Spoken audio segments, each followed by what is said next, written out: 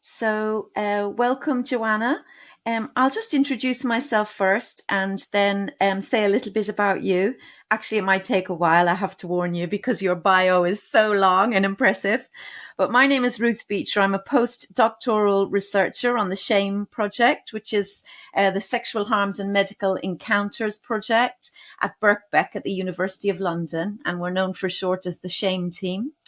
I'm a social and cultural historian, and I'm also trained in applied research. And what that means is I gather oral histories and archival sources. And on this project, I'm exploring the history of the ways that UK community health practitioners have responded to child sexual abuse within the family. And for the last 4 years, can you believe it? 4 years, I have been lucky enough to work with Professor Joanna Bourke. Joanna is a very well-known social and cultural historian. She's a fellow of the British Academy. She has written, I think, 15 books now. Or is it 16? Something like that. It's going to be 16 in a couple of months. Including histories of modern warfare, medicine, science, psychology, psychiatry, the emotions, pain, what it means to be human, and most recently, sexual violence. And her books have been translated into many languages. Her book, An Intimate History of Killing, won the Wolfson Prize and the Frankel Prize. And she's a prolific public speaker. She's the college orator at Birkbeck, which is a very heavy workload, as well as a frequent and award-winning contributor to TV and radio. And I think for the last year, you've been the Gresham Professor of Rhetoric as well, Joanna. And your new book, Disgrace, Global Reflections on Sexual Violence, was published by Reaction Books in July of this year. And that's really what we're going to talk about today, sexual violence.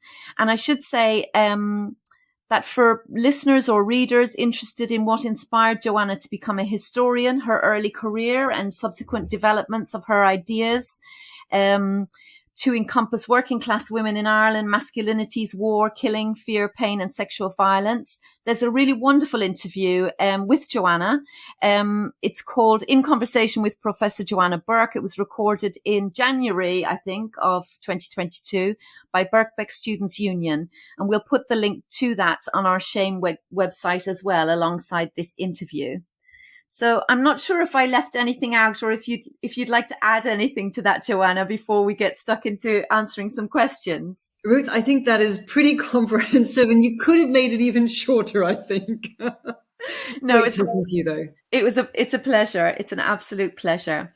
So I wanted to start by taking you back to 2007 and to your field-defining book, Rape. And rereading that book recently, you said that you began to write the history of rapists because you wanted to understand why would some people set out to sexually humiliate and torture others. And I suppose looking back now, is that how you would describe your initial interest? And perhaps you could also say a little bit about what it was like to write about that topic in the early 2000s. I suspect there weren't many others exploring that territory. And what did you find out? Yeah, I mean, 2007, goodness, that is a very long time ago. It doesn't seem that long, but really that book came out of all the work that I had done on violence more generally, particularly violence in wartime. But it was inspired by talking more increasingly to my good friends, and increasingly becoming, to be really brutally honest, furious, absolutely furious with what I was hearing. 2007, really, women, my female friends, that was when they really started to talk very much more openly than they had previous decade about their experience of sexual violence, even though it was still pretty taboo subject, but they were doing it then. And I just became really fascinated by the fact that so many people I knew had experienced something really horrific in their life. Indeed, 1 in every 5 female friends of mine had experienced sexual violence. But also I became angry at the lack of response by the so-called justice systems. So, I mean, I think I give this statistic in the book, 1970s. when I was a young child, 1970s, 1 in every 3 cases of rape that get to court, 1 in 3 end in conviction. 1970s, 1 in 3, 1980s, 1 in 5, 1990s, 1 in 10, today, 1 in 22. And that just really kind of destroyed me because, I was reflecting that this was after, decades of feminism, decades of actually really good legal reforms, decades of education, that things had become worse. So that was what really stimulated me to write the book. And of course, that's up until then, all of my work, or nearly all of my work, dealt with perpetrators. So it made sense for me to look at perpetrators of sexual violence as opposed to the people that they harm. And, as you say, I wanted to know, why did they do this? What in the world? Because we all know that nearly everyone, wants love, wants communion, enjoys other people. So why do so many men, boys and men, turn around and actually inflict harm? So that was the central question of the book. And, as you say, Ruth, this was a time when, certainly in historical circles, but also more broadly, sexual violence wasn't being explored, and particularly, the nature of those people who perpetrated such, horrible acts wasn't being looked at. There was a lot of work in the field, in psychology on perpetrators. But of course, what psychologists were primarily interested in was, of course, the now, what's happening now, but also in finding some kind of truth. What is it objectively that causes boys and men to act in these ways? And that's not fundamentally my question. My fundamental question was, and how has that changed over time? And this, it really took me on a journey that I found quite stressful at times. I found exhilarating at other times when I look at people who actually have stepped out against sexual violence. But, and I think this is why I'm an historian. And that is that history provided me with a way of arguing that it doesn't have to be that way. In other words, that sexual violence changes over time. It's not universal. It's not the same in different periods of history in different countries. And of course, for me as an historian, that enables me to make a further leap, which says, okay, things change. They can change for the better. So that was kind of really what I started out with, those sort of ideas about what can we do to understand it, and what can history help? How can history help us reflect on questions today? And were there others exploring the territory, I suppose? And what kind of reception did you get from other historians when you were stepping into this sort of territory? Was it sort of slightly unpleasant and not discussed, or were people? Yeah, what sort of reactions did you get from other historians? Yeah, from other historians. I mean, as you say, I'm. I always say to my friends, I'm not really a good, dinner conversationalist because of the topics that fascinate me. So there was that little bit of sort of, that's a bit strong. Well, that's a bit heavy. And I found myself quite often when I was talking about my work to try, being forced to emphasize that this is not about male bashing. In fact, quite the opposite, that this is about exploring how things change over time, and that sexual violence is not in any way innate to masculinity or in any way natural, that what history gives us is a way of saying, okay, what are the structural, what are the ideological, the economic, the political structures that enable men primarily, but not only, men in particular periods of history and in particular cultural contexts to act in these ways. But, it is a tough subject, and it's something that, we don't like to think about it. That it's very, I think it's very easy and reassuring to talk about people who commit acts of sexual violence in terms of monsters or in terms of, fundamentally bad people. But of course, what my book does, or one of the things my book does, is say, hey, hang on here, that's actually a minority, a very small minority of people who are committing these acts, that the vast majority of people who commit these acts are people like us, are ordinary people, ordinary boys and men. And that's, I think, the difficult thing to actually talk about, how someone you love or certainly have loved can then act in particular ways that are damaging. Were there other historians exploring this sort of territory? Did you find a community to kind of get you through writing the rape book in the 2000s? I mean, I think this is one of the ways that I personally have changed as an historian and as a scholar more generally. And that is that in those days, I was very much a lone scholar. I kind of, my pleasure in life was going into the archive and excavating new material. And I mean, yes, I was engaged in discussions with other historians. I mean, the great person who has written in this field is Susan Brown-Miller. Her fantastic book, Against Our Will, which I actually argue against very, very strongly.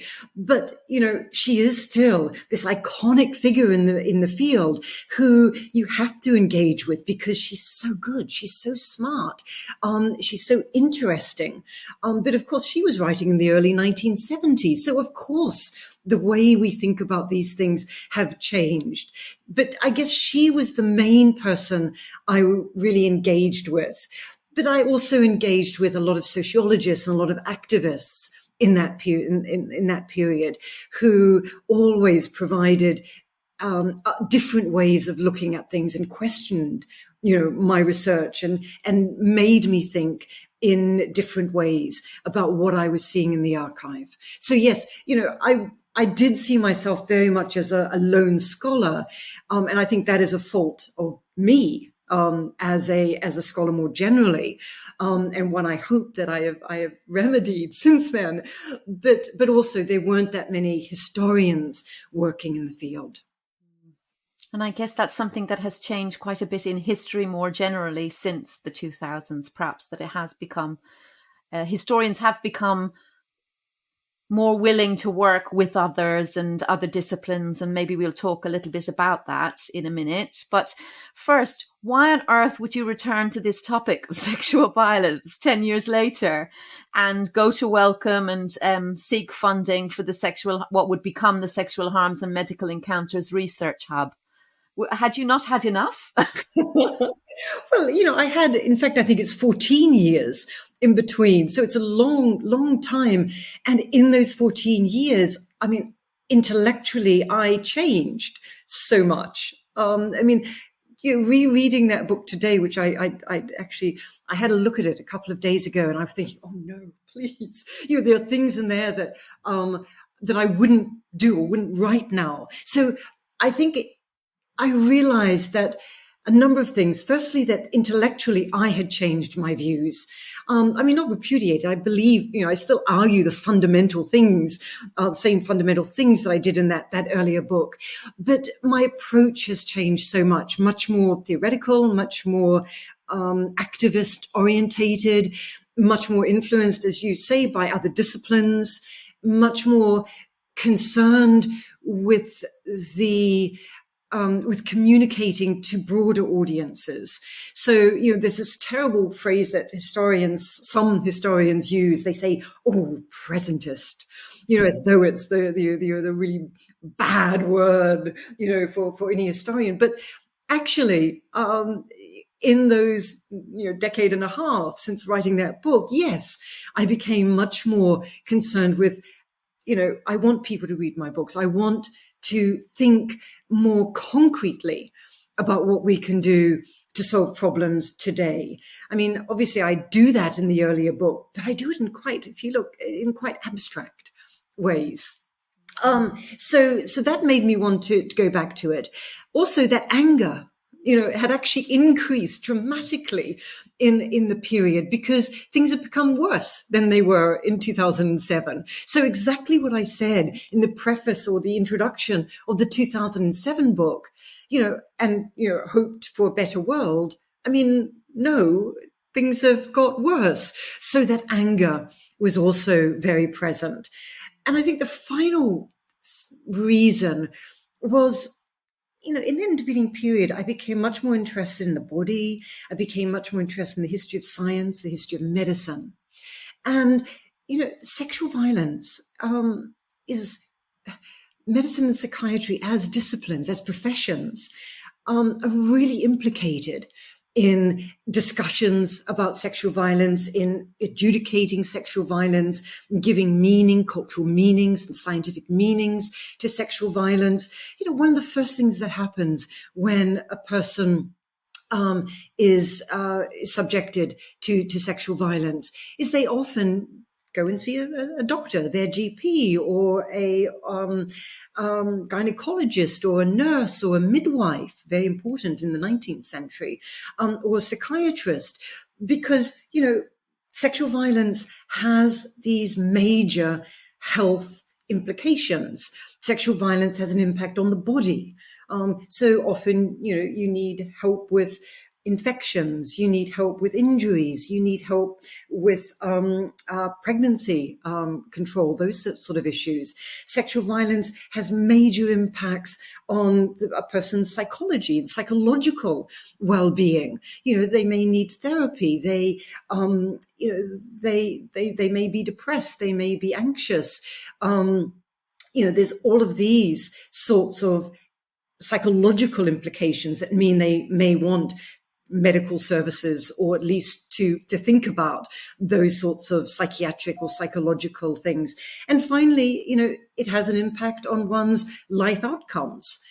So, drinking to excess, suicide, there's lots of things that medicine and psychiatry, that put medicine and psychiatry at the heart of issues of sexual violence, and they hadn't been looked at, explored before in a systematic way. So, that was also a motive. And let's be honest. Also, I desperately wanted to engage with other scholars in the field, and there's no better way to do that than to run an interdisciplinary research team. And the Wellcome, really support this kind of research in a way that I'll be forever grateful to them for this, because without without money, without funding, it's really sometimes very difficult to break down a lot of the barriers that we face intellectually, but also practically. Absolutely. Absolutely. And it's so energizing to come together with people from different disciplines, isn't it? But people are under such pressure, financially and, in the universities, that it can be hard for them to participate without some sort of funding. I mean, you've talked a little bit, I think, about how your thoughts about sexual violence have shifted since you wrote Rape. Is there anything else you wanted to say about that? Have your ideas changed in a fundamental way, do you think? Or is it just that you've sort of added to them and built on them? No, I think they have changed in really fundamental ways. The Rape book was very concerned with issues of intersectionality. But I took that, I think, to another level in this book, partly because it was more self-consciously and explicitly interdisciplinary, but also because my recent work is a global history. And when I was forced to think globally, suddenly that it's not simply a matter of adding different countries. It's a fundamentally different way of looking at the world and trying to conceive of problems.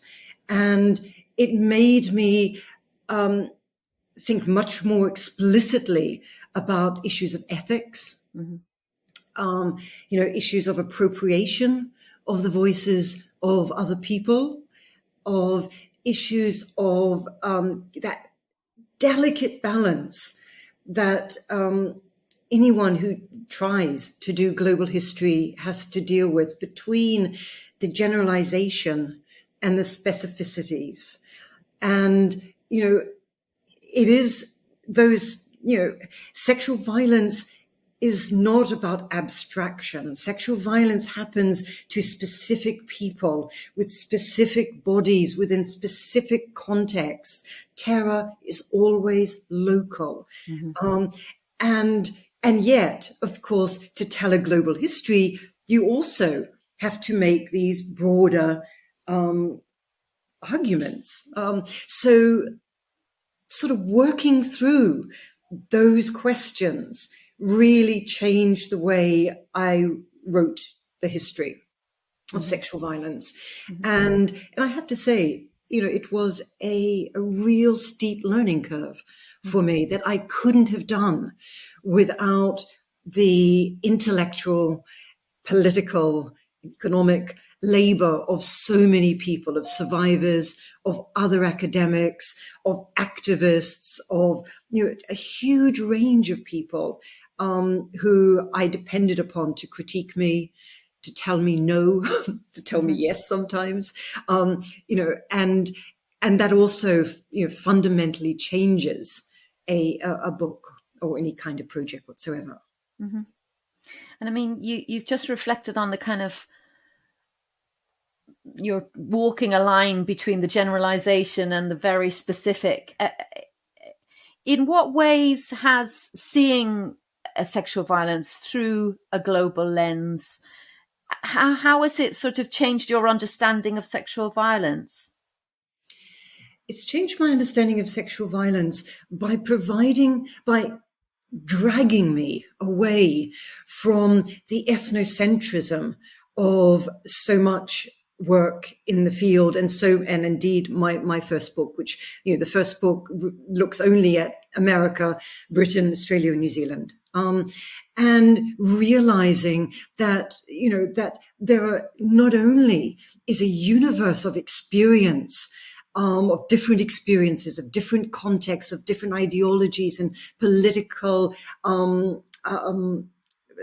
relational issues there, but also that responses and ways of eradicating the scourge of sexual violence, that we can learn so much from looking or taking a much broader lens.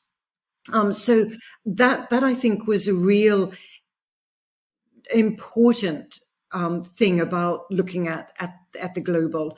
And I think also that it actually forces me in this case, to think about my own complicity in a lot of the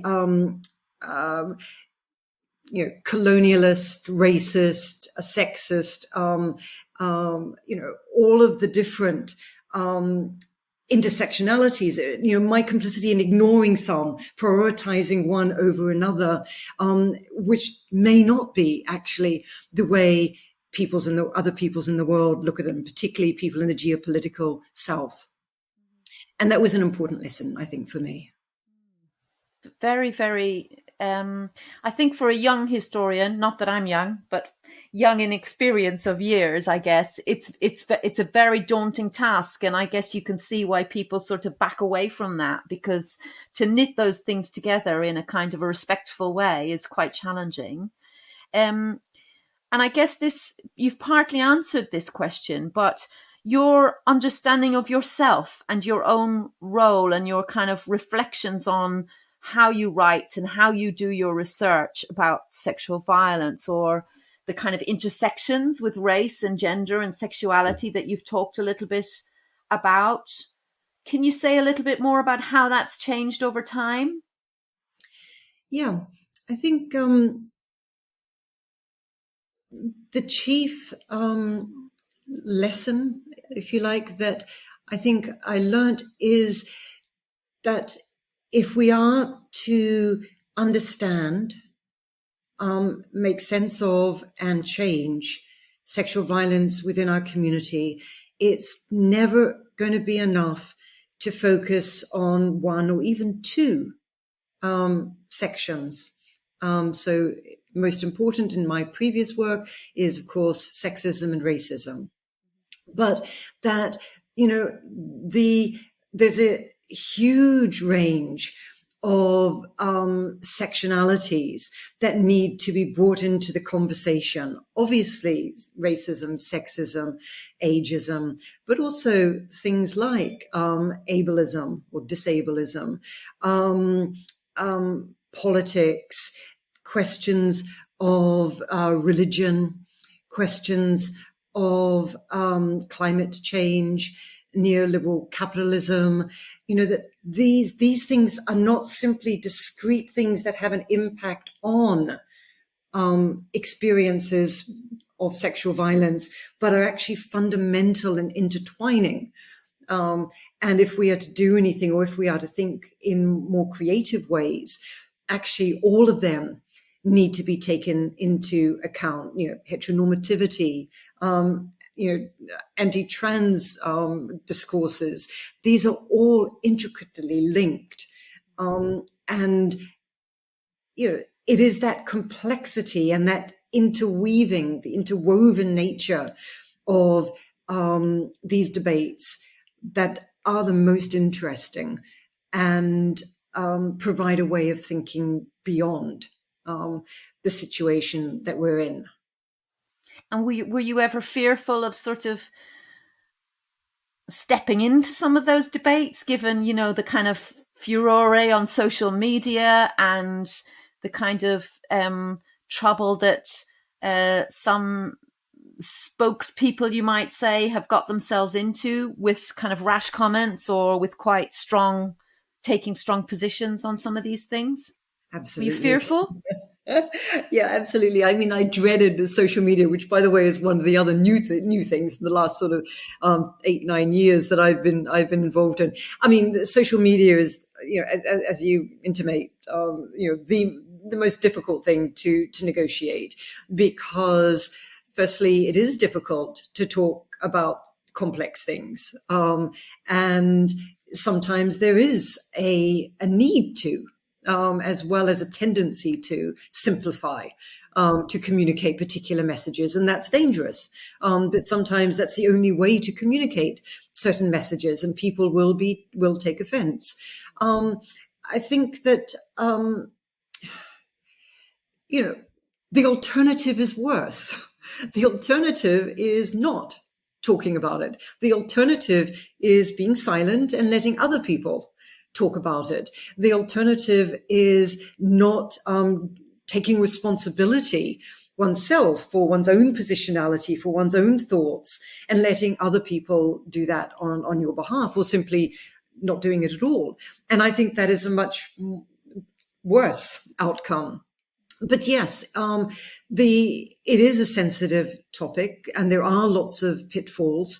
But one thing I keep coming back to time and again, not only with regards to myself, but also with regards, anyone I'm talking to, is that one of the first things we need to do is talk.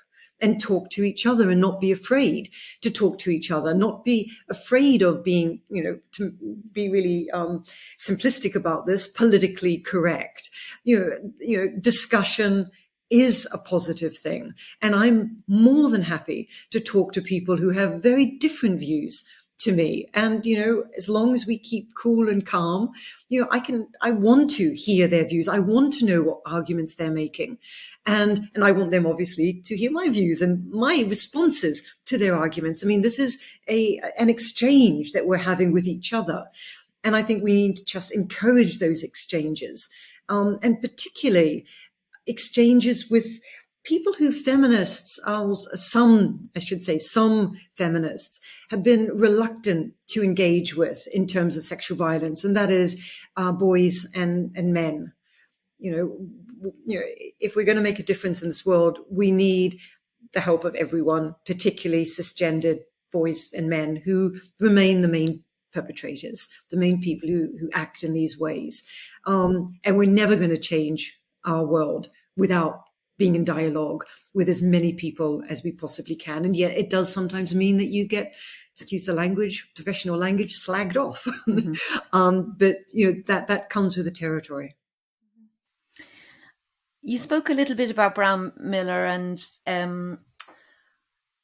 the influence of her book. And you mentioned the criticism that she and other white feminists who were active in the 1970s have come in for over the last couple of years. And I wondered what you would conclude about that. And I guess I'd be interested also in your own relationship to feminism and how that's changed, from over the years, from when you started as kind of a sole trader in the archives, as a young female historian in quite a male profession. So I'm interested in both your own kind of development and how you would describe your relationship to feminism, and then what you think about those criticisms of the 1970s. I mean, mainly of white American feminists, I think, isn't it? Yeah. Those 1970s feminists, that the ones we're talking about now. I mean, there are another group that we can talk about soon, but the Brown Millers and that group who have been so influential in debates about sexual violence and have changed. I mean, I have incredible respect for them, even though I disagree very strongly with them. I mean, they come from a kind of radical feminism, and I hate using that term radical feminism, because for me radical is great and radical feminism of their variety is something I don't think is great. It's a very different tradition to my one. I mean, I came to feminism very late in my life. I grew up in Zambia, Chicken Carter. I grew up in Solomon Islands and Haiti and New Zealand, but most of my childhood, feminism was just a totally different world. I mean, I was educated for most of my childhood at correspondence school from New Zealand, which is a very, very conservative sort of schooling, extremely conservative. In fact, I didn't know what the word feminism, I don't think I ever saw that word anywhere. But I went back then to New Zealand to go to last year of high school and then university. And suddenly I met feminists. Suddenly I was thrown into what at Auckland University was quite a dynamic community of feminists. And it was natural for me, I think, to sort of move towards the more socialist feminists as opposed to the so-called radical feminists. Radical feminists are much more concerned with issues of sexual identity, identity politics, and those sorts of things, and very much essentializing women. And the socialist feminists really spoke much more to me, given my background in very poor Black countries. Where, the fundamental issue is inequality and poverty of extreme nature, and violence, being quite in your face as for me as a young child. So the socialist feminist project really did appeal to me. So for me then, the other feminists, the other socialist feminists who I was influenced by, Audre Lorde, Adrienne Rich, Angela Davis. I mean, these are the feminists, Linda Gordon, these were the feminists who excited me. Made me think in different ways and turned me into the sort of feminist that I am. And I would broadly, the categories don't exist anymore, but I would broadly still say, okay, I'm a socialist feminist kind of, of that tradition. And, the 1970s feminists who, of the Brown Miller type, who, were making arguments such as all men are either rapists, rape fantasists, and here's the click, or beneficiaries of a rape culture. That just was not my experience, and was something, as an historian, as a socialist feminist, that universalist approach, and quite negative, essentialist approach was actually profoundly depressing, if I'm really honest, but also not the way I looked at the world and not the way I wanted to engage with the world. It was like poking at the problem with the stick, really, wasn't it? To get a reaction as well as an intellectual position, perhaps, and things change. I mean, there's been also a lot of criticism in the last few years of carceral feminism and this idea that you can punish people. I guess it's, in shame, we think about punishment or cure, don't we, between the kind of legal and the medical psychiatric side. But we've seen books like Rose Corrigan looking at, what difference have these legal reforms made in the United States, and, why are we encouraging women and other victimized groups to report to the police and go through this court process to achieve justice when the statistics are telling us and survivors are telling us that they are not achieving justice through that route. And I wondered what your take is on that, especially because you've just looked at the global picture, and also what do you think are the alternative routes to a kind of a carceral or a juridical model? Look, Ruth, you hit it on the head already. Carceral approaches to sexual violence don't work. It doesn't mean, that we should abolish all prisons, but they don't fundamentally work. Perpetrators of sexual violence usually don't really think what they're doing is terribly wrong. And if they do, they don't think they'll be caught. And the statistics suggest that they are right, in that. Carceral approaches to sexual violence, lock them up, throw away the key, increases sexual violence. It absolutely increases it. It increases sexual violence against other boys and men within prison system and non-binary people within the prison system. It makes people bitter, angry, resentful. They lash out even more against women. Prison environments encourage a misogyny that's deeply, deeply disturbing. So it doesn't work from that point of view. So-called, therapies within prison. I mean, most prison governors don't even pretend that they work. They don't work. We know that. So I think carceral feminism is not a good idea, and it actually it perpetuates the racism within our society, because, of course, the people who are most likely to be incarcerated are young Black men. And so, it just creates more problems than it solves, which again is not to say that sometimes a prison sentence may actually work. But we need to think much more creatively about ways forward.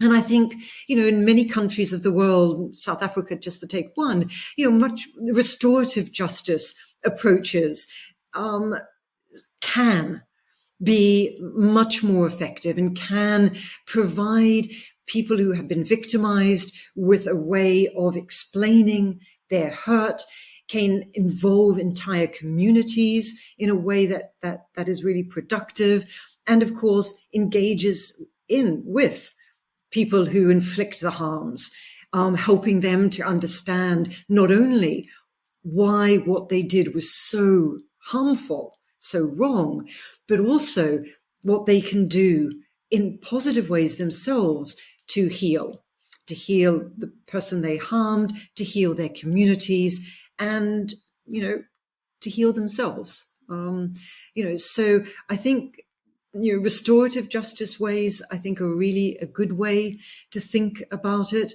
But I don't think that's the only sort of response.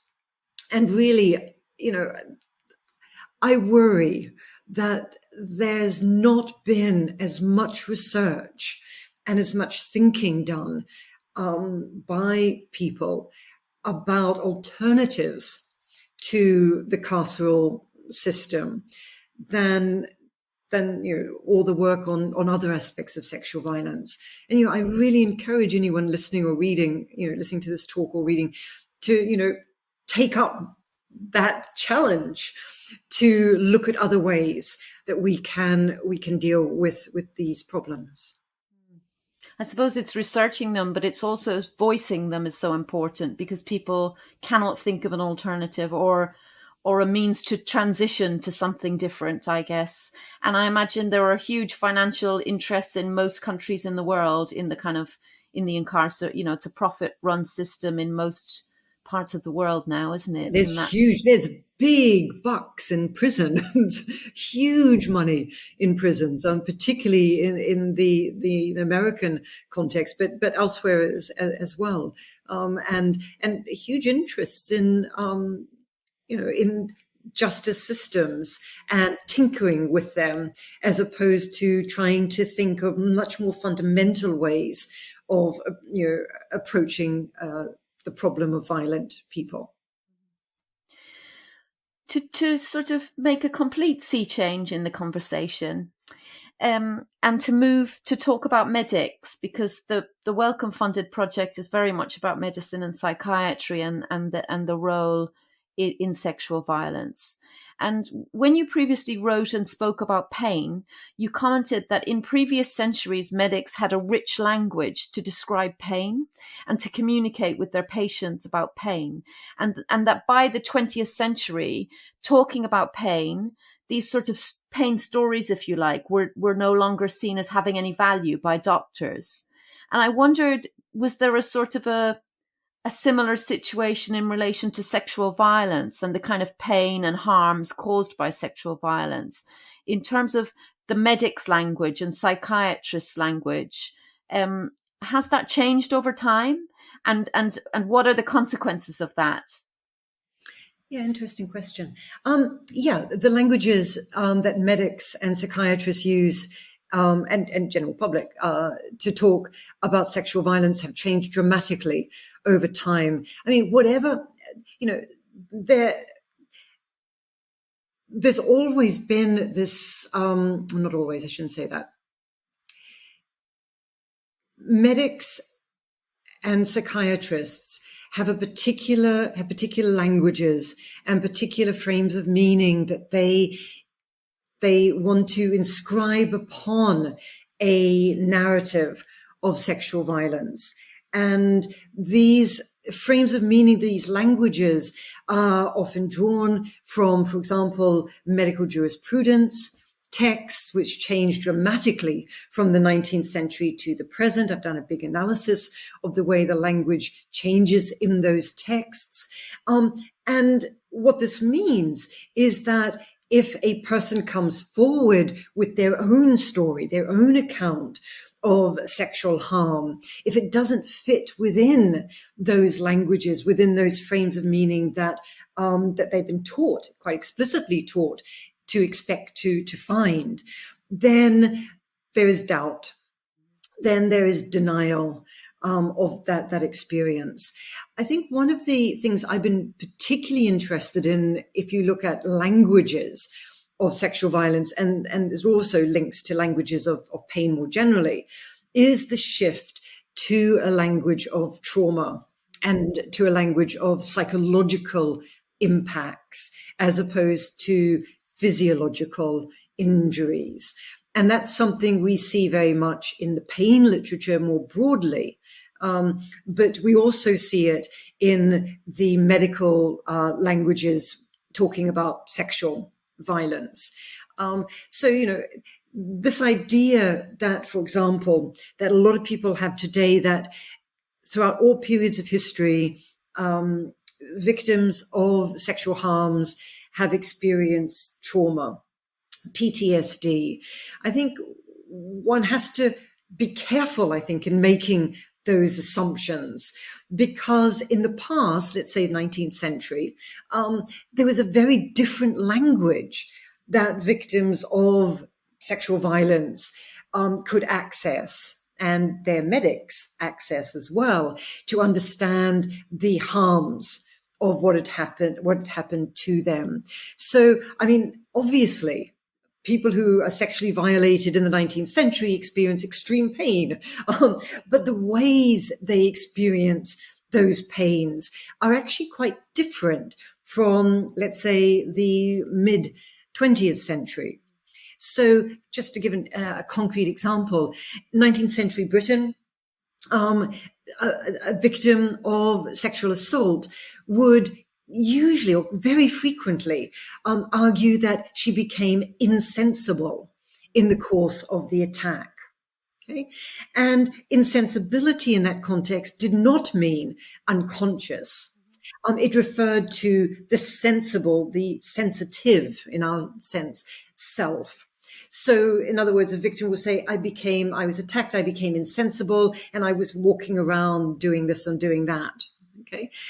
So insensibility provided victims of sexual assault with a way of saying that, a way of countering, I should say, a way of countering the myth, that medical myth, that a woman who resisted could always fight off her attacker. So, in other words, if a woman did not or could not fight off her attacker, she had to become insensible, because otherwise she would have always been able to fight him off. Now, this language is not only there in a sort of popular accounts, it's also inscribed in medical texts. So, medical texts, repeat these myths. The horrible phrasing of this myth in medical jurisprudence textbooks is, you can't sheath the sword in a vibrating scabbard. So in other words, the vagina is simply a vibrating thing, and a sword is, of course, the penis. So you cannot sheath a sword in a vibrating scabbard. So, and that phrase is used in medical jurisprudence textbooks, and it's a way that physicians can therefore deny that a woman resisted. So unless a woman had serious injuries, she was a willing participant. Okay, but this all changes. So by the late 19th century, what you get a rewriting of medical jurisprudence textbooks to say that actually the only unrapeable woman is the working class woman because she is sturdy. So they start making exceptions. So they then say, oh, but of course, a middle class, delicate, refined woman can be raped because she is middle class, delicate, and refined. So therefore, you can believe her accounts even if she doesn't have serious injuries. But of course, working class women are still sturdy, strong, and therefore tough, and therefore you can still dismiss their experiences. And that language changes so that from the mid-20th century, you get ideas of PTSD, you get ideas of trauma coming in, and again, requiring victims of sexual assault to comport themselves in particular ways if they're to be believed by medics, or if they're to be believed by, indeed, juries and judges. So the language has a huge impact on whether a person is believed, and outcomes of court cases. And it's no coincidence that, of course, those people who are not believed tend to be the minoritized people within particular communities. Yeah, and you've written also about the impact of race in that, and the kind of sexualization of people of color. And the kind of, notions there about rampant sexuality of both genders, for example, in African-American racist kind of rhetoric, which... Yeah, but this creates a problem, though, of course, because by exposing those extremely harmful racist attitudes is too weak a word. They have major impacts on people simply by exposing those distortions. Of course, you run the risk of harming people who are reading them. You're reading about this. I mean, race is the big one in terms of harmful ideologies. But there are others as well that I speak about. For example, disabled people. The whole arguments in the 19th and indeed well up until the mid 20th century that somehow disabled people are not harmed by sexual violence. They don't truly feel pain. That 19th century term, they have animal passions. So in other words, hypersexuality. These are all ways of, pointing at minoritized people and saying, but it either didn't happen because they're liars, or they wanted it because they're hypersexual, or, there's a multitude of really harmful discourses that are used to dismiss and to deny causing pain to other people. And moving on to those causing the pain, I've heard you on a number of occasions hold a kind of slightly critical view of the term perpetrator. Can you say a bit about that? Yeah. Perpetrator, I think, is a difficult term to use, as I think, by the way, victim is. I mean, perpetrator creates an identity. So a person is a perpetrator. Whereas what we're really talking about is a person commits acts that are violent. A perpetrator, by creating an identity, you are solidifying something. You're identifying a character trait or something in that person, which I think is unhelpful and also not necessarily true, because, of course, a great many perpetrators are also victims of harm, sexual harms. So I find the term unhelpful. I find the term victim and survivor also problematic in this. I mean, using the term fixed identities. Yeah, it fixes them as there's a before and there's an after, as opposed to the very full complexity of a person's life. Many victims are perpetrators, many victims don't survive. The word survivor itself, the concept survivor itself, has come from a particular geopolitical context. American discourses about free will and choice, those sorts of issues. The women I speak to in Haiti, they don't see themselves as survivors. They see themselves as victims, and it's not simply the sexual violence. It's the economic violence, the systemic violence that is done to them every single day of their lives. So I think all these terms are really problematic, and I try as many times as possible to say people who have experienced or people who have inflicted. But of course, it does get really wordy, and you can't keep saying that. Yeah. So as a shorthand, I tend to use the terms that the people in the societies I'm dealing with and the time period I'm dealing with use. So I do use the term survivor quite a lot when I'm talking about Americans and British. I use the word victim quite a lot because that's the term used by so many people in the geopolitical South. Perpetrator, I try to avoid because I don't like the setting in stone thing. You are a perpetrator, and it makes it so much more difficult to see how they can become something else. They may be a loving father and husband or partner at the same time.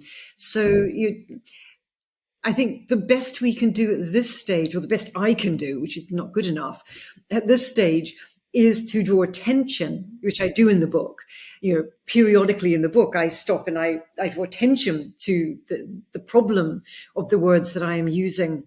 But I think, again, maybe we can think about other words. Maybe it doesn't have to be an English word that we can adopt to try and convey something that someone is acting in a particular way, as opposed to they are being a particular person.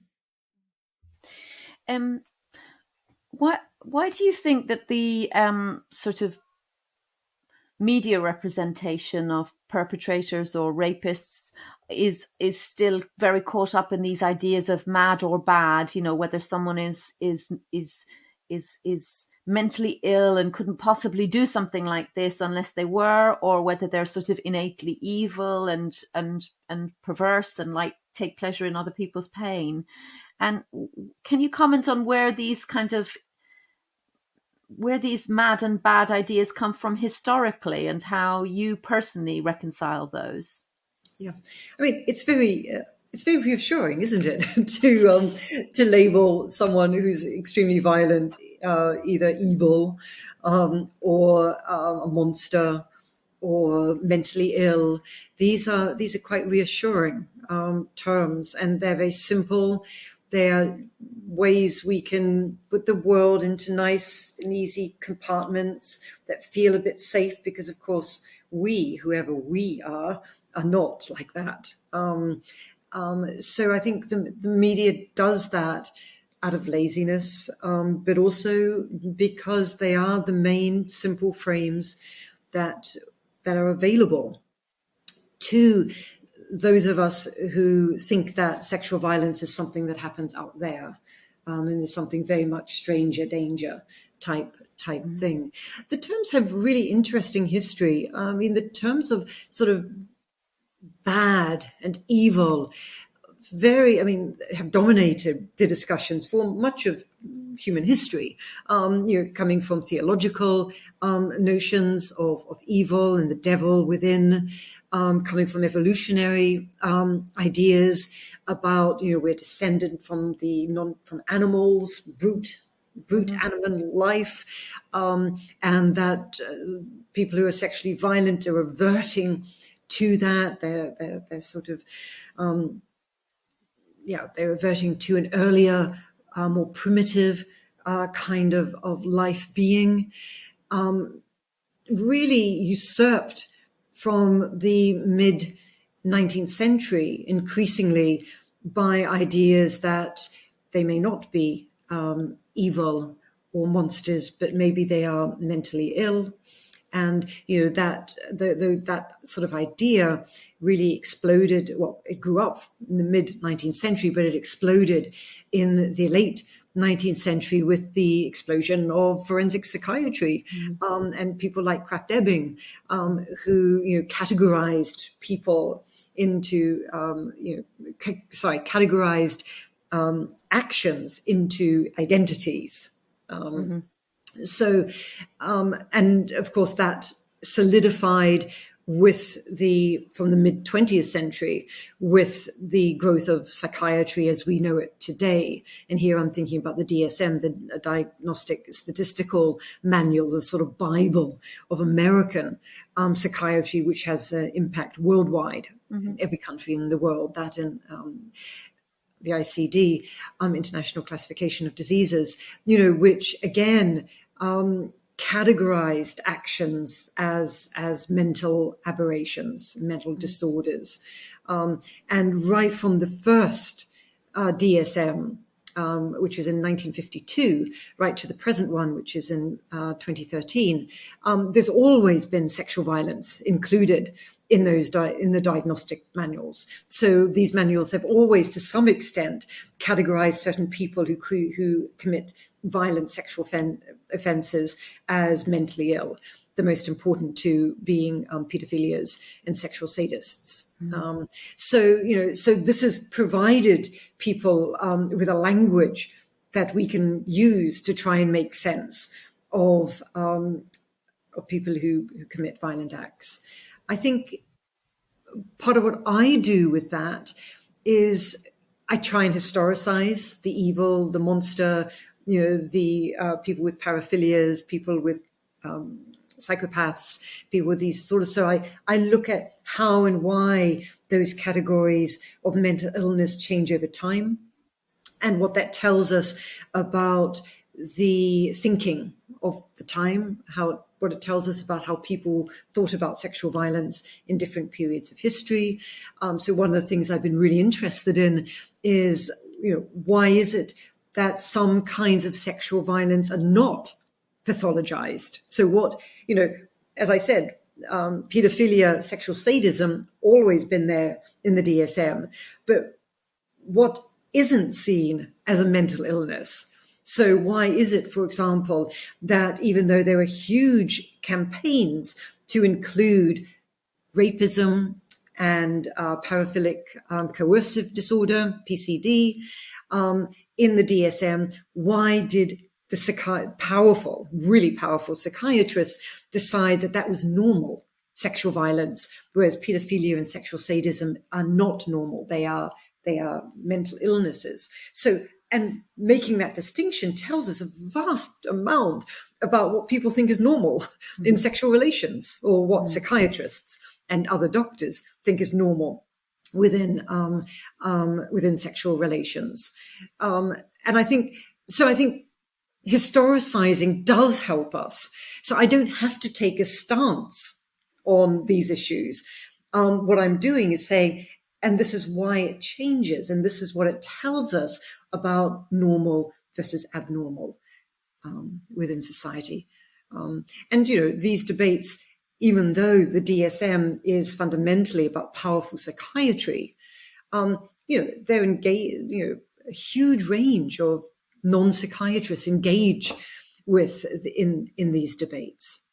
So they carry over into a much wider professional arena, and then into the kind of language of the public as well, in the media, I guess.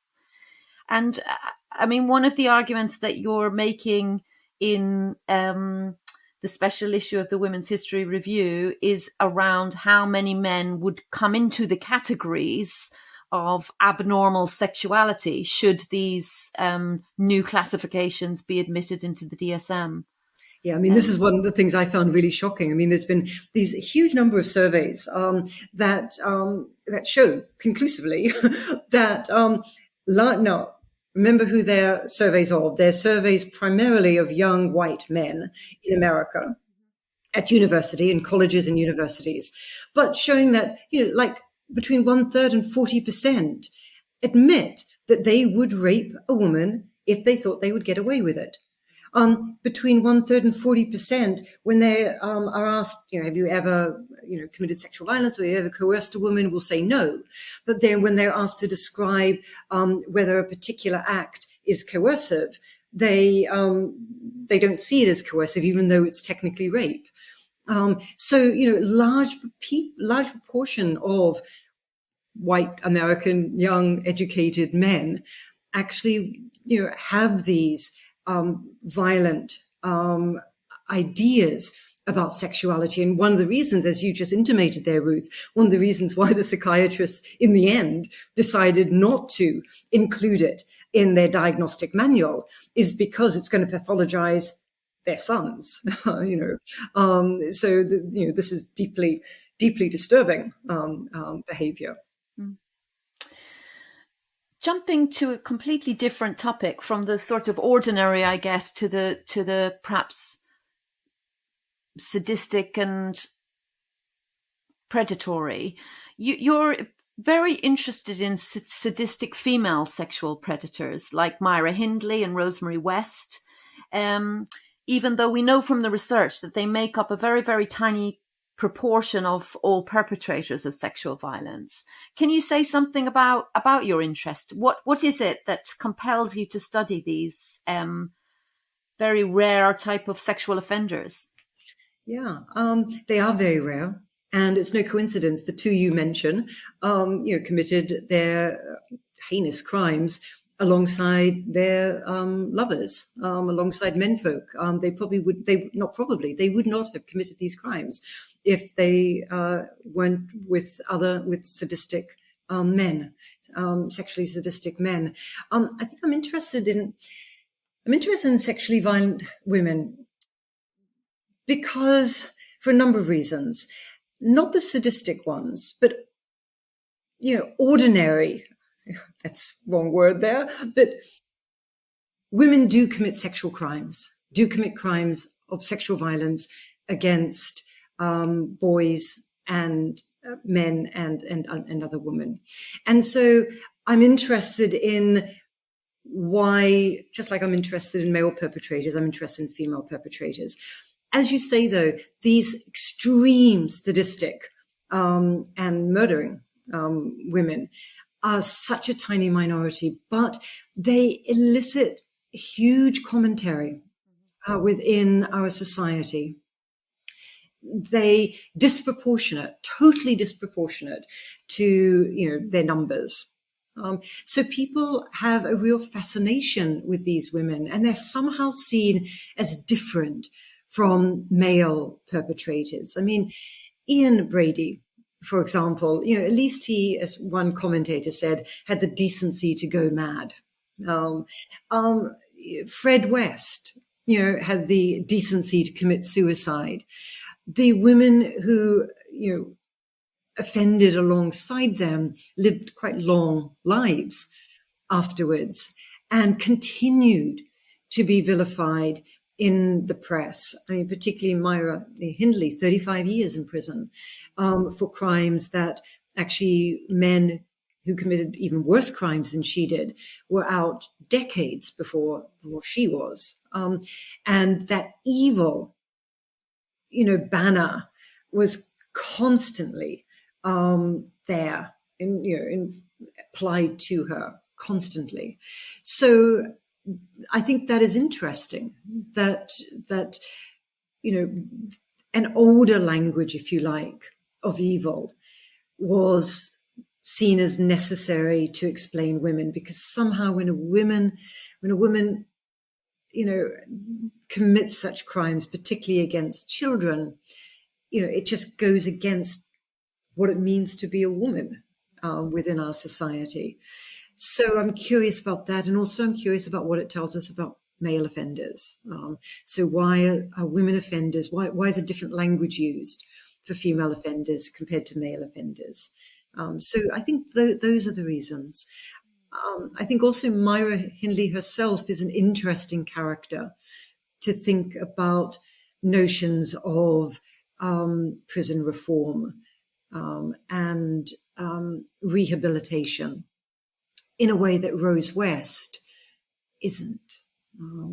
Rose West never really repented, never really changed. So I think it also tells us something about broader questions in society about what we expect and what is rehabilitation and whether someone can indeed rehabilitate. I mean, you've kind of alluded to this, but Gita Sereni's book on Mary Bell seems to take refuge in the kind of idea of mother blaming, which you find in a lot of 20th century psychiatry as well. And I wondered whether those narratives have also changed over time, this kind of cycle of abuse, kind of in the historical texts, has that changed? Yeah. Mother blaming and cycles of abuse are really interesting historically. Both have changed dramatically over time. Mother blaming, really, really important in a very different way than it is today, but important in the 19th century, late 19th century, with the whole sort of argument that sexual offenders are degenerates, and that their mother possesses the soil of degeneracy. That's the term used, the soil of degeneracy. So this is a form of mother blaming that we don't have today, but that's what it is fundamentally. It's saying that mothers have the soil of degeneracy. They are suffering from syphilis, and they what's the other term that they often use? They hysterics. So they're hysterical. And therefore, when they give birth to these children, the children inherit this degeneration and then go out and commit these terribly violent acts. I mean, in more recent times, that's not what we mean when we blame mothers. We are much more concerned with the way mothers maybe drank too much, or they're just poor mothers. They just neglect their children, the sort of socialization aspects are much more important for us today rather than the innate thing in the mother herself. Cycle of abuse arguments are ones that really emerged from the 1960s onwards and very much linked to early criminology. Criminologists' views that, studies done on children within care homes and other institutions showing much higher levels of criminality in their later life. So these are children who have been abused either in their own homes or in institutions and then go on to abuse other people. Really questioned in more recent decades because, of course, it's not hard to find many, many examples of people who have grown up in very difficult homes who turn out not to be violators themselves, but turn out to work in rape crisis centers and to actually dedicate their lives to ensuring that other people don't have the pain that they experienced as children. So these are really I think problematic cycle of abuse arguments are really problematic ones to make. Of course, cycle of abuse arguments are also very classed and very raced. Because, of course, the neglectful mothers or the neglectful institutions, these are ones who are populated with minoritized people within communities. So it's yet another way of kind of explaining away the abuses committed by middle-class white men. Often marshaled by liberals as much as conservatives, though, isn't it? To kind of encourage investment into a system, but by sort of buying into those arguments, it's a very difficult line to tread. But absolutely right. Moving to something more positive, one thing that is really inspiring, and I guess it is a continuity from your 2007 book right through to your new Global Reflections, is your optimism in thinking about the possibility of a rape-free world. Even though things got worse between 2007 and 2022, you've still managed to retain that kernel of hope and optimism for the future.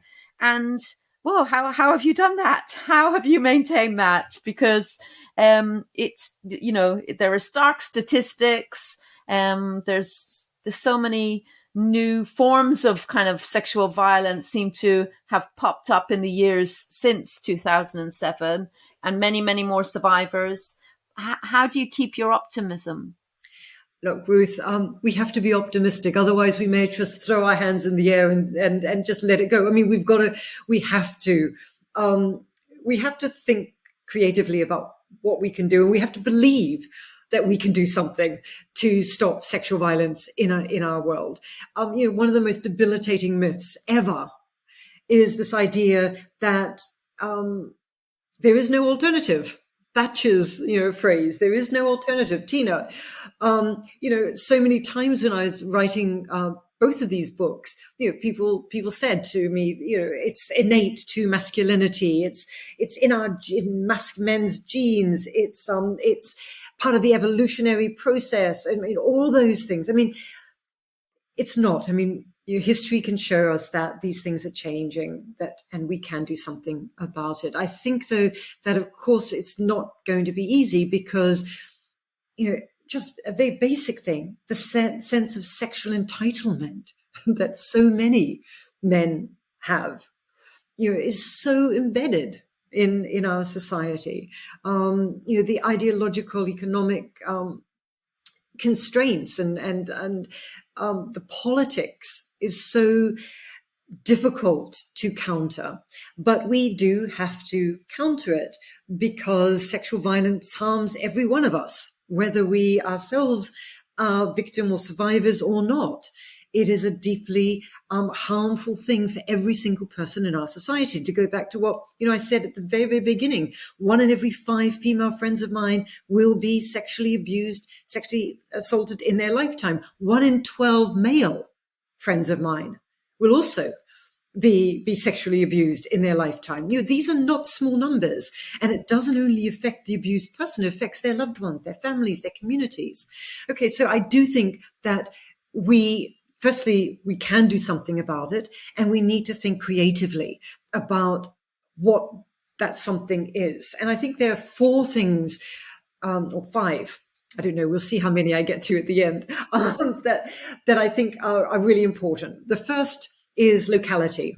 So any approach has to be based on our local identities, our local communities. Small local change creates global change. Local is really important. And this does mean that wherever we are situated locally, we can make a difference. So whether we are an academic, whether we are a homemaker, whether we are a journalist, whether we are a laborer, whether we are a police person, whatever we are, whether a teacher, whatever, we can make a difference locally.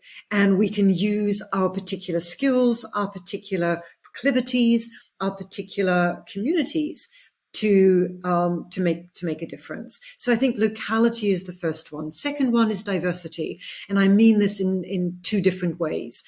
I mean diverse in terms of personnel, that, we can't afford not to include everyone in this.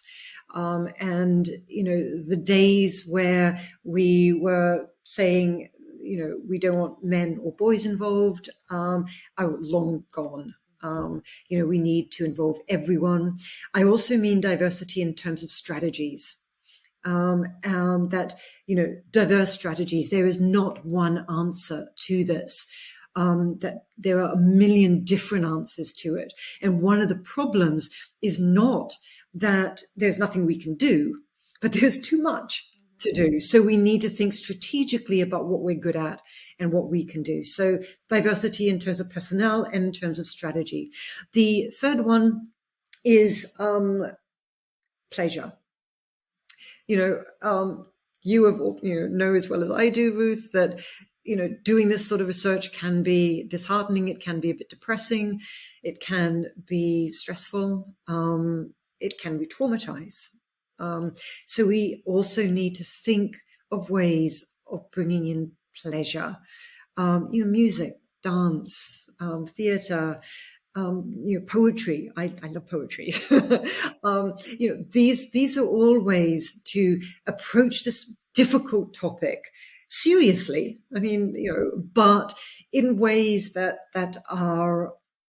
can be enjoyable, that can be creative. And the fourth one is the body, and linking up with other people. I'm a great fan of #feminism, but in the end, we need to unite physically. We need to unite together to get actually anything done. So I think those are the four principles nested under the broader umbrella, which has two spokes to it, or two halves. One is transversalism, and the other is intersectionality. So intersectionality, we've already spoken a lot about. It's about, acknowledging difference and acknowledging the complexity of these differences. Transversalism is about thinking of ways, despite those differences, of making uneasy coalitions. They are going to be coalitions. We're not going to agree, but we do have to unite in some way. So there's the four sort of basic principles under this two umbrella thing, which I think are really important. And I am actually hopeful, because, I said near the start, people want love, they want fellowship, they want communion with other people. Most of us, actually, nearly all of us, hate seeing someone in pain. And we need to think of ways to capitalize on that. Wonderful. I had a few more questions for you, but I think that would be a really lovely place to leave our listeners and our watchers with that optimistic message. Especially since I'm using my voice. Yes.